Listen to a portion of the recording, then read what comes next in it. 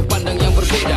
Kibarkan bendera, sembah sujud pemerintah Pancasila. Secara mutlak jadi Indonesia. Bila kau coba bergila, maka nyawa taruhannya amini. Sila yang pertama harus kau imani.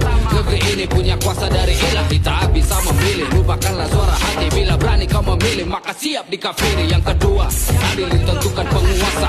Adab manusia dibentuk oleh negara, maka bapakmu berdosa bila adabnya berbeda. Karena adil dan beradab, pikirannya harus sama. Yang ketiga, bersatu seperti kawanan domba.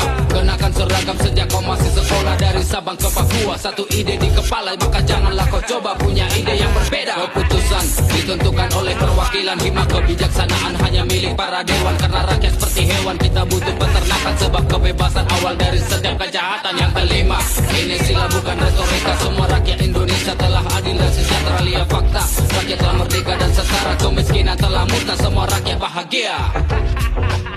Semua rakyat